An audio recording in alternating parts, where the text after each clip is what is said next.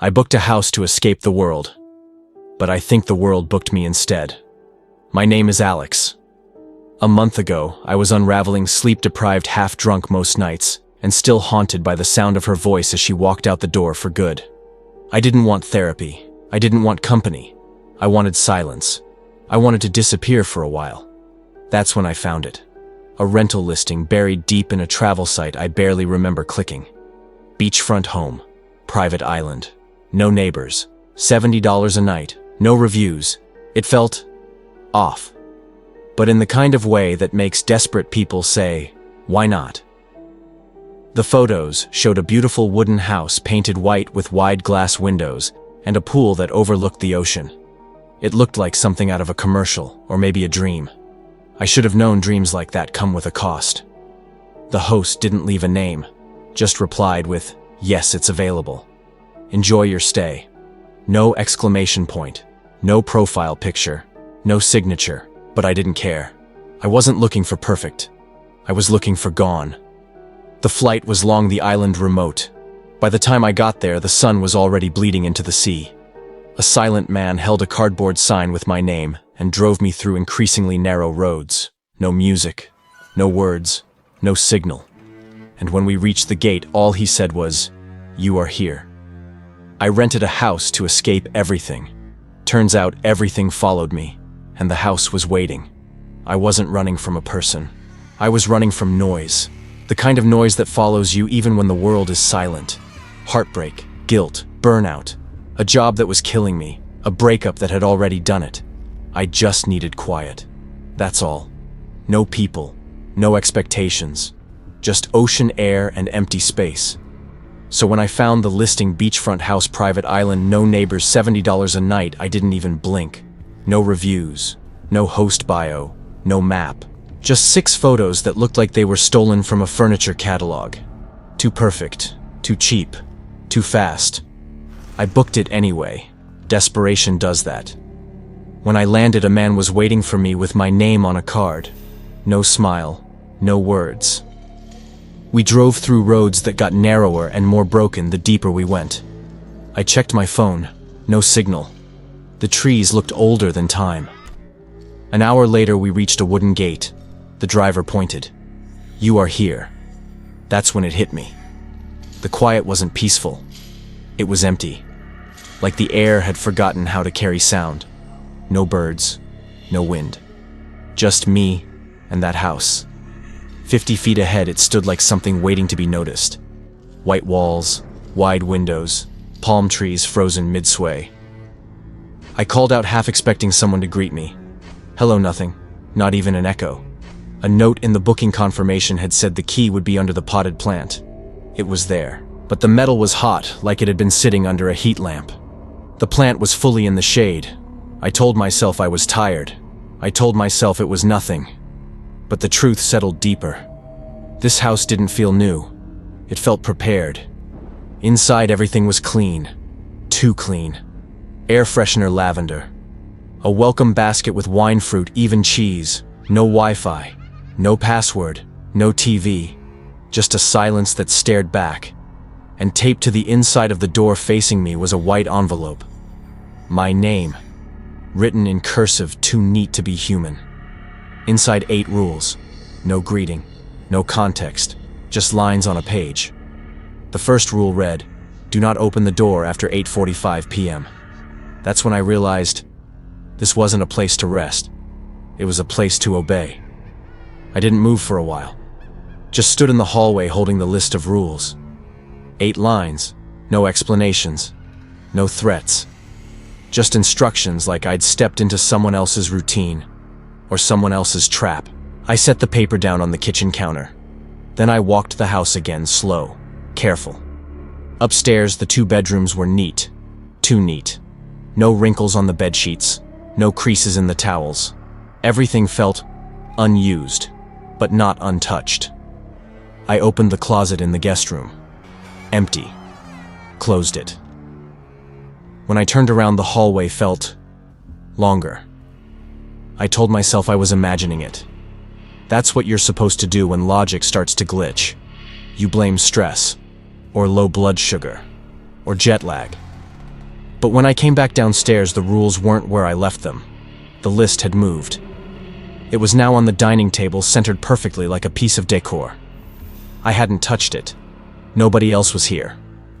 So who moved it? That's when I realized something I didn't want to admit. The house wasn't haunted. It was responsive. Every step I took, it watched. Every breath, it waited. I started testing it. I opened a drawer in the kitchen, looked away, looked back. Still open, still. I shut the fridge, took 2 steps, turned around. Still shut. For now. I checked the bathroom. On the edge of the tub was a yellow rubber duck, cheap plastic, still sealed in plastic wrap. I smiled. Rule 6. Always leave a toy at the base of the stairs before bed. I took it, just in case. The house didn't speak, didn't groan, didn't scream, but I could feel it shifting, behind the walls, inside the silence. At 8:30 p.m. I locked the front door, tight, deadbolt too. I placed the duck at the bottom step, and then I waited. Not because I was scared, but because I finally understood what this was. I wasn't here to relax. I was here to follow instructions, and whatever lived in this house wanted to see if I'd obey. The second message wasn't left. It was planted. I woke up around 7 the next morning, though it didn't feel like morning. The light coming through the curtains was soft and gold like a filter. Too perfect. Like someone had chosen it. Not nature. At the base of the stairs, the rubber duck was gone. I didn't hear it move. Didn't hear anything all night. But it was gone. I stood there for a while, just staring at that empty space on the wood floor, feeling like I'd missed something important. Like the test had already started, and I was already failing. Coffee helped. A little. But the dread sat heavy in my stomach. Something about the quiet was wrong. The fridge hummed offbeat. The walls were too still. The sunlight didn't feel warm. And then I saw it. Another envelope. Not on the table. Not in plain sight. Taped to the underside of a kitchen drawer. The drawer I'd opened last night looking for a spoon. It hadn't been there before. Same cream paper, same handwriting. Only this time no name. Just the words, "Remember the rules. You are being watched." Then, in smaller, sharper text, "If the maid enters, hide. She does not like to be seen in her true form." I didn't breathe for a full 10 seconds. Then I read it again, and again. There was no signature, no stamp, no indication how it got there. Just a warning, like someone had left it with the same quiet confidence as a loaded trap. I placed the note beside the first one, the rules. They looked different now, not instructions, conditions, boundaries, a contract, and I had already signed it with my presence. From that moment on, I stopped asking questions, not because I got answers, but because I realized something worse. This house wasn't trying to scare me, it was trying to train me, and I wasn't alone. I was the next in line. I tried to ignore it. That small square panel in the ceiling upstairs just outside the guest room. At first glance, it looked like a regular attic entrance. Wooden, a metal pull ring in the center. Innocent enough. Except it wasn't on the house listing photos, and the rules had made one thing painfully clear. Do not go into the attic. Ever. But rules are tricky when you're alone. Especially when you're being watched. Because it's not the attic that gets you. It's the wondering what's up there. By the third day, the pressure was unbearable. Every time I walked past it, I felt it watching me. Not from above, but from the thought. From the temptation itself. Curiosity isn't just a weakness. In this house, it felt like bait. I found a stepladder in the laundry closet. I told myself I wasn't going up just looking. Just checking. The metal was cold. The wood groaned when I placed the ladder under the hatch. I pulled the ring. Click. Dust fell. Warm, dry, sweet-smelling like flowers left too long on a grave. I lifted the hatch slowly and raised the flashlight. It wasn't cobwebs and insulation. It was organized, deliberate, wrong. Rugs covered the floor, worn, colorful with patterns that seemed to shift the longer you stared. Dolls sat in chairs, mirrors leaned against walls. boxes stacked like shrines, and in the center, a single porcelain doll, pale, glassy-eyed, wearing a maroon dress. I stepped into the attic, one foot, then the other. The moment my full weight landed on the floor, the hatch behind me slammed shut. I didn't move. I didn't breathe. My flashlight flickered. Then I saw it, an old photo in a cracked frame. A man in a suit. A woman in maroon. A child. All standing in front of this house. Their faces looked familiar. On a dusty table nearby, a journal lay open. The pages old and stiff. Day 3. The maid came again. She stared at me. I tried to hide. She found me. Day 5. I forgot the toy. He came up the stairs. Day 7. I opened the attic. I wasn't supposed to. Now I see the truth. I can't unsee it. I dropped the book. When I turned around, the doll's head had shifted, facing me now. Smile wider, eyes brighter. I didn't scream. I ran. Down the ladder, slammed the hatch, pushed a chair under it, sat on the floor shaking. I had broken a rule, and something up there knew my name now. That night, I did everything right. I locked the windows. I checked under the bed twice. I placed a small stuffed bear at the base of the stairs. I even whispered an apology aloud, just in case something was listening. But none of it mattered. At exactly 2:00 a.m. the air changed, not temperature density. Like the oxygen got thicker, like the house was inhaling. Then the footsteps came. Not up the stairs, not this time. They started in the walls. Soft. Slow. Dragging. As if something was crawling behind the drywall, tracing my every move. I held my breath. The hallway lights flickered. Not just a power surge, intentional.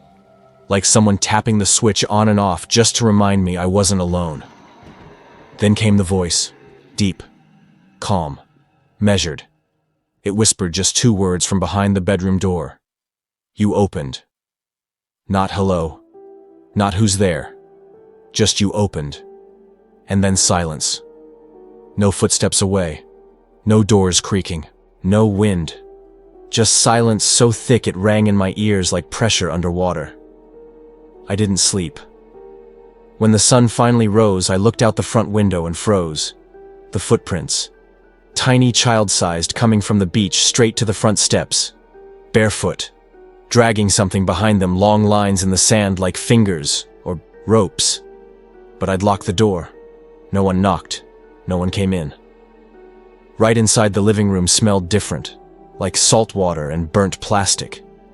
I walked into the kitchen and found the stuffed bear from last night, soaking wet, sitting in the sink. I hadn't touched it. No one else was here. So how did it get there? And that's when I noticed the wallpaper. It had changed. The floral pattern was now slightly wrong. Tilted. Disjointed.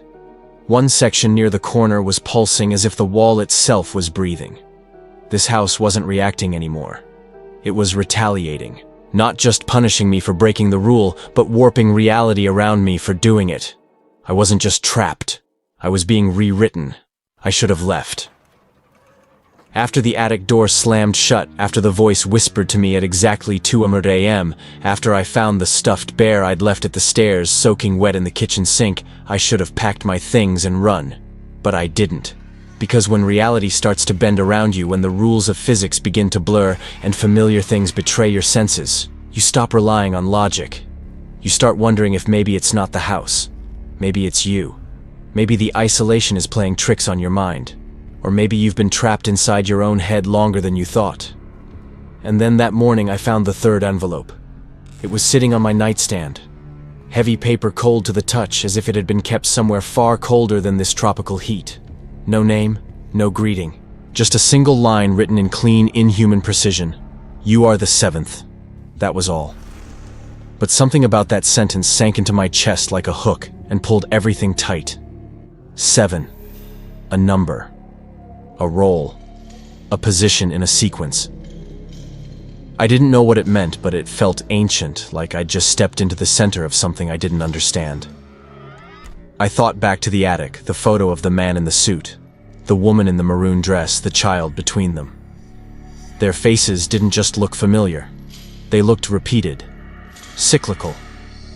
I remembered the journal, the words scribbled by some unknown guest before me.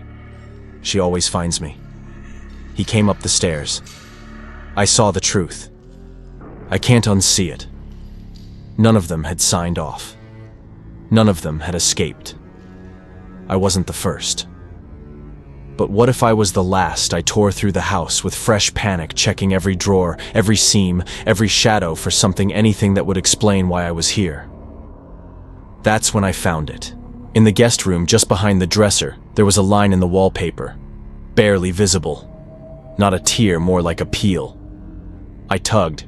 It came loose with a faint click, revealing a hidden panel, and behind it a staircase carved into the foundation, descending into dark stone. I shouldn't have gone down, but I did. The air grew colder with each step, and the scent shifted from dust and salt to something older, metallic like blood, soaked into stone. At the bottom was a chamber.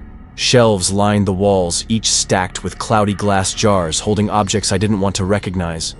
Teeth, clumps of hair, twisted dolls, a child's shoe. In the center was a table with a book bound in something thick and dark. Something I couldn't tell was leather or something far worse. I opened it. Inside were handwritten rituals, symbols I couldn't decipher, and a phrase repeated again and again. The seventh seals the cycle. One must stay. The watcher watches because the watched forget. And that's when it hit me. This wasn't a haunted house. It was a trap. A cage. A ritual site designed to lure in the seventh. And I wasn't just a guest. I was the final offering. I used to believe that knowing the truth would set you free. But when I opened the attic, I learned something much darker. Some truths don't set you free. They trap you deeper. From the moment I climbed down those stairs, something inside the house shifted. Not physically, existentially. The walls felt tighter. The air turned heavier, like I was walking through water. Light didn't reflect the same way off the windows, and sounds, normal sounds like footsteps, or my own breath, began to echo, wrong, delayed, slurred, almost like the house was listening, mimicking. I didn't sleep that night. I couldn't. I kept hearing movement from above the attic where I'd already locked the hatch shut, but something was still up there, or worse, something had come down. I tried to act normal, pretend everything was fine. I made coffee, sat on the porch, watched the waves like nothing had changed. But the house was no longer pretending. Every surface I touched felt too warm. The fridge, once fully stocked, now held spoiled fruit and curdled milk even though it was running. The mirrors didn't show my reflection unless I stared long enough, and then they showed something behind me. That morning, I found the porcelain doll again. Not in the attic. Not even near it, but sitting on the couch, perfectly upright, her cracked glass eyes fixed on the front door. She hadn't just moved.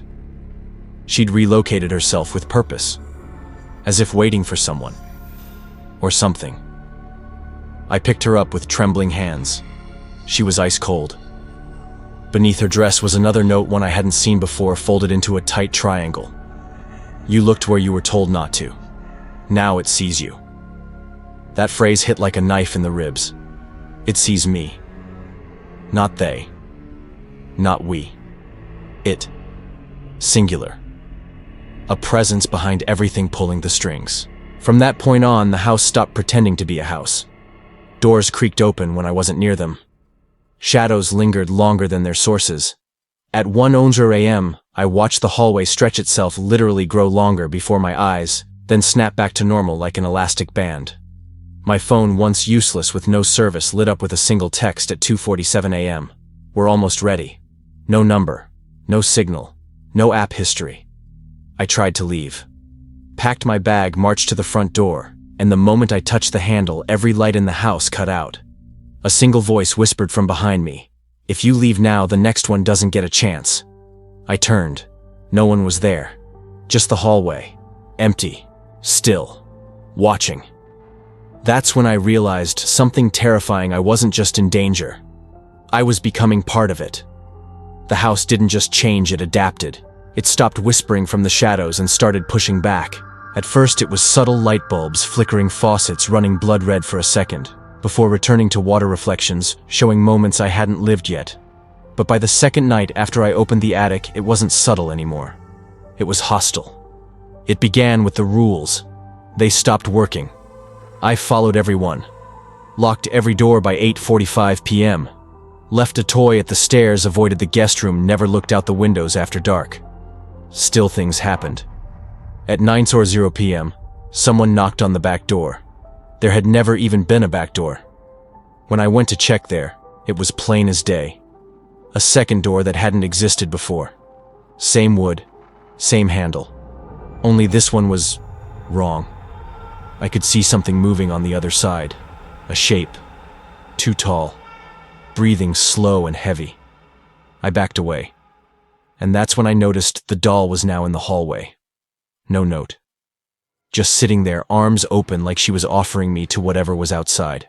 I turned to go upstairs, but the staircase was gone. Gone. In its place was a flat wall, and my phone buzzed in my pocket again. No signal, no apps open. But the screen was on, showing the same line: "You're not following fast enough." What did that mean? Fast enough for what? I moved toward the kitchen, only now the kitchen wasn't where it used to be. It was on the other side of the house. The layout had shifted. The walls had moved. The house was no longer just haunted. It was alive, rearranging itself in real time like a predator cornering its prey. I tried to mark my path with chairs, shoes, anything I could find. But every time I returned to a room, the objects were gone. Or worse, they had changed. The chair became a broken crib. The shoe became a child's severed arm carved from wax. The mirror in the bathroom now reflected a version of me with no eyes and a grin that didn't stop. And then came the voice. Not from the vents, not from the walls, from inside my head. Stay, stay, stay, stay, stay. Over and over, louder each time, until I screamed just to drown it out. But the house didn't care. It was done playing. It wanted me to break, and I was already starting to crack. By the third night, the house stopped pretending there were rules. The list I'd been clinging to, the only thing that gave me structure, a sense of control, was useless. I followed it to the letter, but the house responded like a wounded animal, lashing out without pattern or reason. It didn't want obedience anymore. It wanted fear. And it was getting it. That night began like the others. I locked the doors. I left a toy at the base of the stairs, a wooden horse I hadn't seen before but found lying on the hallway floor. I checked under the bed. I avoided the attic. But at exactly 2:00 a.m., I heard a sound that didn't belong, breathing loud, wet, and close. I turned slowly, flashlight trembling in my hand, and saw something standing in the corner of the room. Not the man in the suit, not the maid. Something else. Something that didn't follow any rule because it was older than the rules. Its body shimmered like oil. Limbs too long. Its face, if you could call it that, had no features, just a gaping void that pulsed with every breath. It didn't move. It just watched. I blinked, and it was gone. But the walls were bleeding. Not metaphorically. The actual walls of the master bedroom were seeping a thick black-red fluid that smelled like rot and salt water.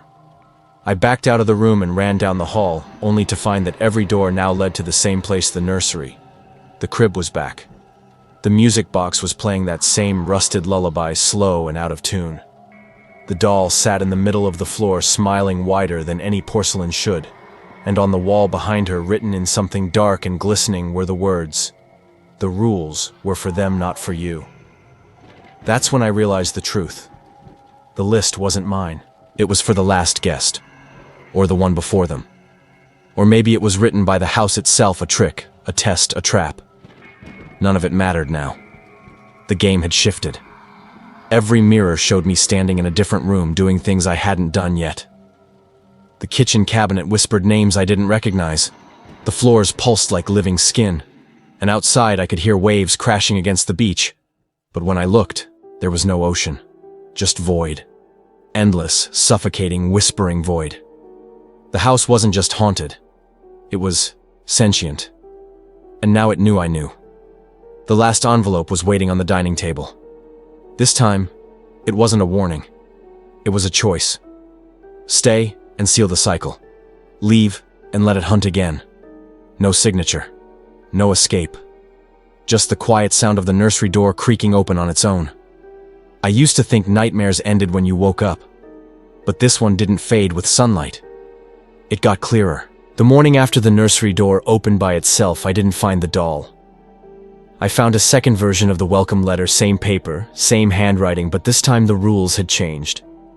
They weren't rules anymore. They were confessions. Each one bled into the next like a prayer written in panic. The maid remembers the first scream. The man in the suit is not a man. The attic isn't above. It's before. You were never the guest. You were the replacement. That last line cracked something in me. I sat at the kitchen table staring at those words until my vision blurred. What did it mean, replacement, for what? For who? Then I heard it. A laugh. Small, hollow, childlike, coming from beneath the floor. I tore through the house like a madman, following the sound. Every step led me deeper into a version of the house I hadn't seen before, hallways that shouldn't exist, staircases that spiraled down instead of up, doors that opened to empty spaces humming with static. The blueprints had unraveled. In the basement, if it could still be called that, I found the room again. The jars were shattered now, their contents crawling along the walls. The leather-bound book lay open, its pages soaked and warped. But one page remained clear, protected by something unseen. It read, 7 must come. 1 must stay. 1 must watch. 1 must forget. And then it hit me, the island. The house, even the host that never spoke, it was never about vacation. It was a ritual. A loop. A machine of memory and silence that needed human gears to keep running. I stumbled backward and saw something I hadn't seen before, a mirror in the corner. But it didn't show me. It showed a man. Pale. Hollow-eyed. Sitting at the same table I had decades earlier, staring at the same envelope. Behind him stood the maid, smiling. He looked into the mirror and smiled back at me. I screamed. Not because I was afraid, but because I realized something worse. I was watching myself from the other side. Somewhere between memory and identity, I had been pulled through. Rewritten. This house didn't haunt you. It rewrote you. And I was no longer the one in control of my reflection. There's a point where your mind no longer protects you. It stops filtering, stops rationalizing. It lets the impossible in, because the alternative is worse, accepting that nothing makes sense anymore. That point came when I found the hallway had no end. Literally, no end. I walked it for what felt like hours. The furniture stayed the same, repeating every 20 steps. Same crooked lamp. Same half-drunk wine glass. Same faint whisper behind me repeating the word, remember. I turned around dozens of times. Nothing. But every time I blinked, the whisper got closer, louder, sharper, like a hook dragging through thought. Then I passed a mirror that didn't reflect me. It reflected a version of me. Same clothes, same face. But his eyes were wrong. Too calm. And when I stopped walking, he didn't. He kept moving forward until he walked off screen and disappeared. When I looked behind the mirror, the wall was gone. Just empty black space. Breathing. I ran. Not out of fear. Out of reflex, the kind that kicks in when the brain can't process what the soul already knows: you're not in the real world anymore. Rooms folded into each other. A bathroom door led to the attic. The guest room became a beach, but the sky was underground. In the kitchen, the doll now had a second head. One smiling, one crying, and both stared at me as I passed. The house had stopped simulating structure. It had entered something new, raw memory. I found a closet that wasn't there before. Inside, a single photograph pinned to the wood. Me standing on the front porch holding a note. Only I'd never taken that photo. I'd never seen that camera. Written on the back, the watcher always forgets he was the guest. My chest tightened. My vision pulsed. I dropped the photo and turned and found myself in the living room again. But it wasn't the same. The windows showed not ocean but void. The rules list was back on the table, but rewritten in a language I couldn't understand. And taped to the door wasn't an envelope, it was a mirror shard. And in it, I saw someone else's eye, not mine. Someone watching from the other side. I screamed without sound, moved without intention. My thoughts weren't mine anymore. The house had blurred the line between observer and observed. It was feeding on my identity, reshaping me like wet clay. There was no attic. There was no maid. There was only the house, and now it lived inside me. There is no such thing as escape when the thing you're running from is already wearing your skin. That truth hit me the moment I opened what I thought was the bathroom door and found the same front porch I'd arrived on days ago. The sky was still dark. The palm trees still swayed, but something was wrong. Too familiar. The welcome note was there again, sitting on the wooden bench. Same handwriting, same ink. But the name wasn't mine anymore. It said, "Welcome, Ethan." I'm not Ethan. At least, I wasn't. I backed away slowly, trying to close the door, but it was gone. The house had sealed it. I was in its memory, now its loop. I was no longer the main character. I was a placeholder, a variable in its recurring equation of fear. Down the hall, the nursery music began to play on its own. The walls peeled again, not in layers, but in phases. Reality shifted like a skin being shed. And under that skin wasn't rot. It was replication. Copies of furniture. Copies of me. I saw 7 identical coats on the rack, 7 toothbrushes, 7 suitcases. All with names scratched off except the last AM. My initials. I ran to the mirror. This time it didn't reflect anything. Not a distorted face. Not a version of me. Nothing. Just absence. Then, as I blinked, the void in the mirror smiled back. I screamed, but the sound didn't leave my mouth. It echoed from the walls. The house had taken my voice, my agency. And then came the final sound, the one I hadn't heard before. A knock. From inside the attic. My knees buckled. That was the one place I was told never to open. And yet now, it knocked, asking permission to be remembered. I climbed slowly, every step feeling like I was walking on the edges of my own sanity. I opened the hatch, and there they were. 7 chairs. 6 were occupied. Pale figures. Glassy eyes. All of them looked like me. Versions previous or future, I couldn't tell. And the 7th chair? Empty. Waiting. The maid stepped forward from the shadows. Her smile was gone. Her face cracked like porcelain under pressure. "The house doesn't haunt," she whispered. "It archives. One must always remain." Then she vanished. I didn't sit down. I didn't scream. I simply understood. This was never a curse. It was a system. And now, I was part of it. Some endings don't feel like endings. They feel like echoes, like the story didn't close, it just started watching you back. I don't remember falling asleep that night, but I remember waking up. Not in the bed. Not on the floor. I woke up sitting in the 7th chair. The attic was silent, heavy, with a presence that couldn't be seen but could be felt like fog in your lungs. Across from me sat the other 6. Still. Watching. Waiting. Their skin was pale, but their eyes were alive, like they were seeing something far beyond the walls. And now I was one of them. I tried to stand, but my legs wouldn't move. My body wasn't heavy, it was anchored, not physically, existentially, like my soul had been nailed to the beams of the attic. I was no longer a visitor. I was part of the framework. Below me, the house had begun to change. I could feel it. The rugs rearranged, the mirrors reset, the kitchen restocked itself, the rules rewrote. And then, I heard footsteps, a car door slamming. Another guest was arriving. The 7th cycle was complete. I had been processed. And now it was time for me to watch someone else try to figure out what I never could. I wanted to scream, to warn them. But there was no mouth anymore. No voice.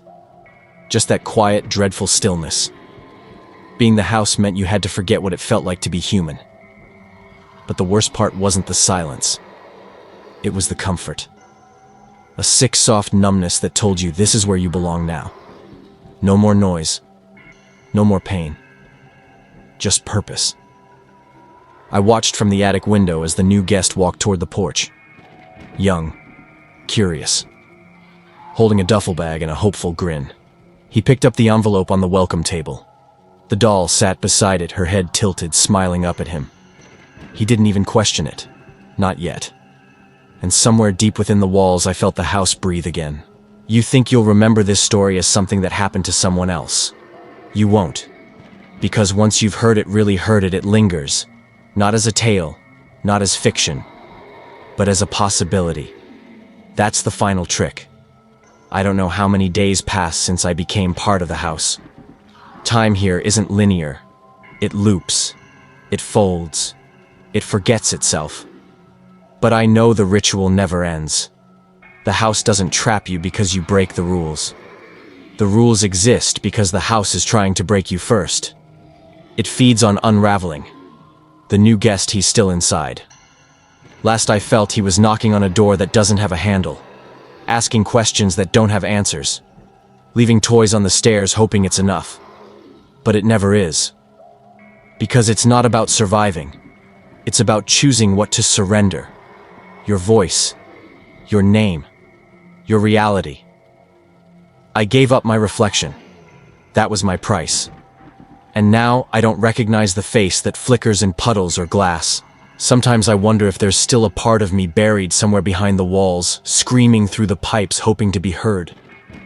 But most nights I feel nothing. Just the rhythm of the house breathing, living, hunting. They say haunted houses are full of ghosts. They're wrong. A truly haunted house doesn't trap the dead. It turns the living into the structure. And when that final envelope is delivered, when you open it, when the first rule is read, the house already knows what you'll do. You'll stay. Because deep down the silence calls you. The unknown pulls you. And that $70 beachfront listing with the no-name host, it'll be there again. Different island, different pictures, same house. You'll book it. You'll smile at the ocean. You'll find the list under the potted plant. And I'll be waiting behind the mirrors beneath the floorboards inside the knock you shouldn't answer. Because the truth is simple, terrifying, and permanent. You were never meant to leave. The house doesn't forget. Even when you do. Even when you turn off the video, close the app, go to sleep pretending it was just a story. It waits. Quietly. Patiently. Because once you've heard its rules, once you've imagined walking through its doors, you've already stepped inside.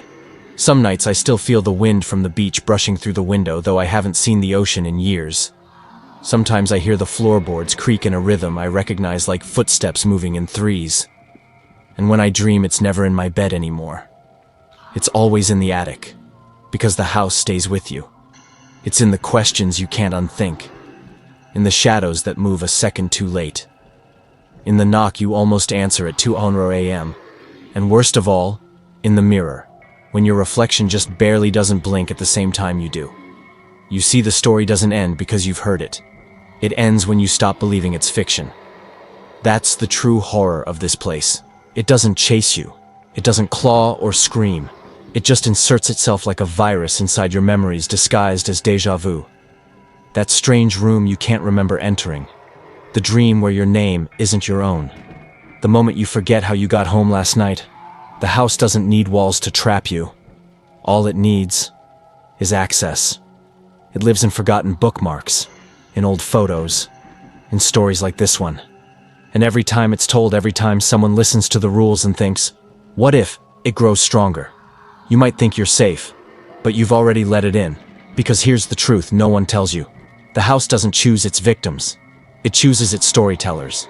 And now that I've told mine, now that you've listened, guess who's next? So now you know the rules. You've walked the halls. You've seen the attic. You've heard the knock.